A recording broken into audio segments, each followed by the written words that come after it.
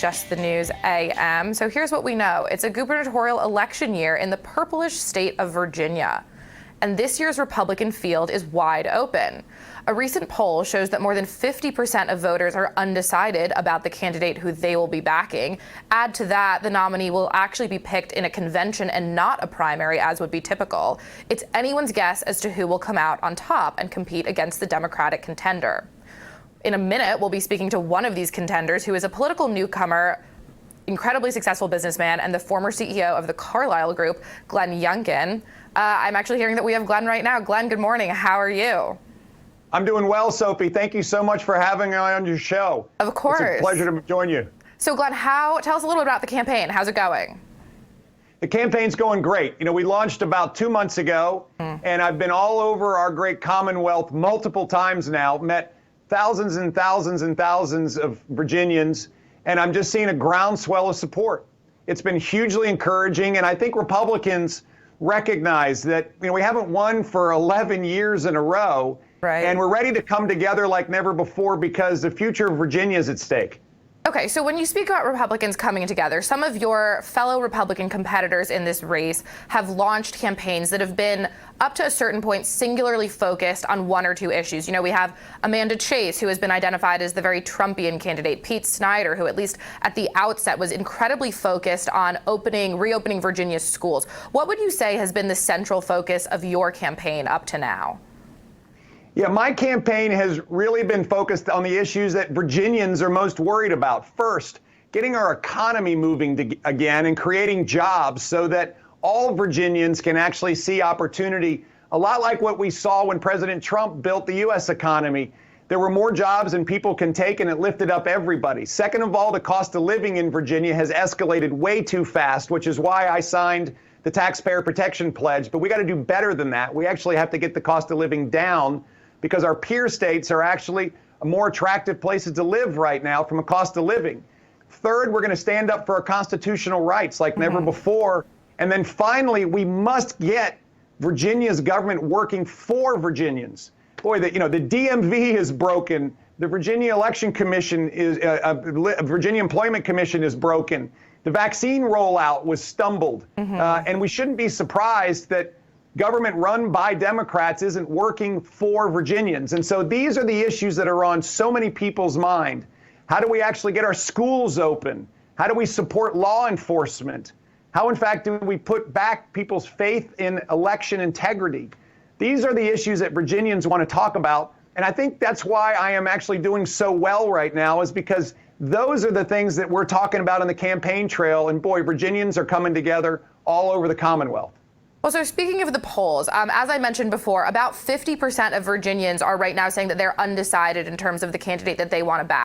But this isn't a primary. It's a convention, which works a little bit differently. It's a big change up for the Republican Party in terms of how they're going to decide who's going to be on their ticket. How do you think that's working for you? Because, I mean, you know, as the numbers show now, you've got Snyder and Chase polling at least a little bit ahead of you. But do you think the convention in that regard is going to help your numbers and help your shot at being the name on this ticket? Yeah, I guess, first of all, the convention format is a very good format because it's unassembled. There's 37 polling locations that will be held across the Commonwealth, and therefore Republicans can all participate. And that's message number one is please sign up to be a delegate in the convention. You can come to youngkinforgovernor.com. We can help you get signed up, but we really want all Republicans across this great Commonwealth to participate.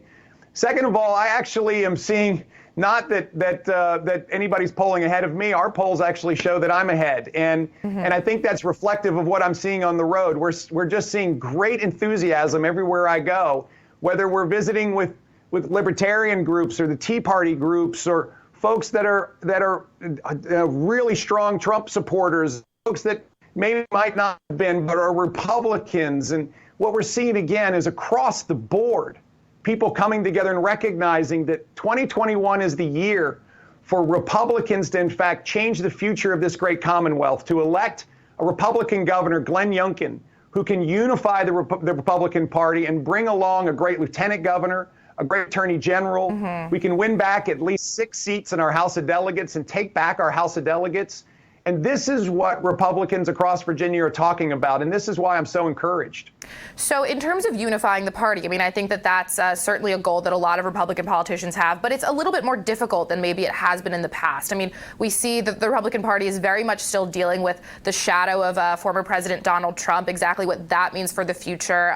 There are still some moderates. You're running in Virginia, which is not a hard red state. How do you see yourself? Are you running on more of a conservative platform? Are you more of a moderate? Is this a financially focused campaign? How would you classify where you sort of stand on a lot of these issues? Well, let me just start. I am an outsider. I've never run for office before, and that gives me an amazing opportunity because I get to bring my views, my conservative views. I'm a man of faith. I'm a business leader. I know how to build business and create jobs. And the fact that I stand for so many of these good shared conservative values that absolutely represent a broad group of people across the Commonwealth. This is why people are coming together behind our campaign right now. And as I said, I have seen it over and over and over from Southwest Virginia all the way up through the Valley into Northern Virginia, down into Richmond, down into Southside, and across into Hampton Roads. Up onto the Eastern Shore, just where I was 2 nights ago. Mm-hmm. We are hearing from everybody that this is our time to come together.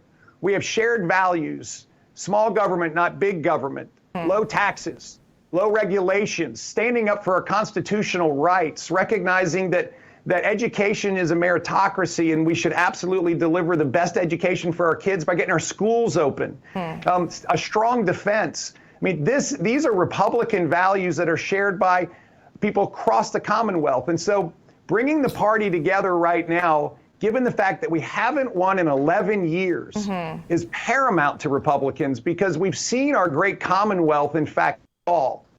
And the economy in Virginia was stalling well before this pandemic. And then Governor Northam absolutely stepped on it.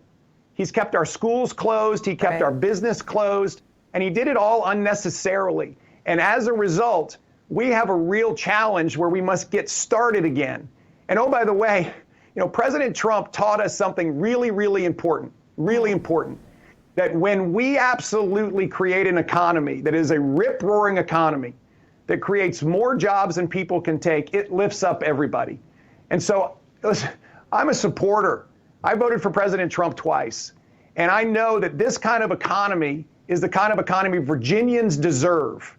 This kind of open economy with our schools open, our businesses open, with the opportunity for Virginia families to, in fact, stay in Virginia versus moving away. The sad thing is, what we've seen over the last 8 years under Democrat leadership is that our peer states, Tennessee, North Carolina, South Carolina, Georgia, and even Maryland have grown faster and created 50% more jobs during this time period than in Virginia.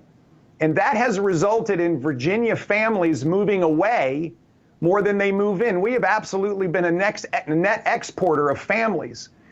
And this is a canary in the coal mine for us. We must recognize that that is not a future that Virginians want. And we can put her back as the best state in America to live and work and raise a family.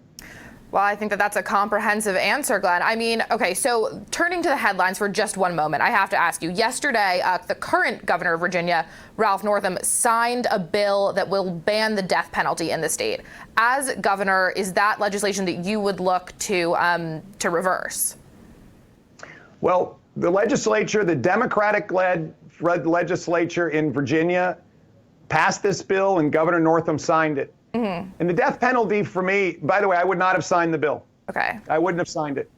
The death penalty for me is a tough one because my Christian faith actually tells me not to take a life. And that's why I'm pro-life.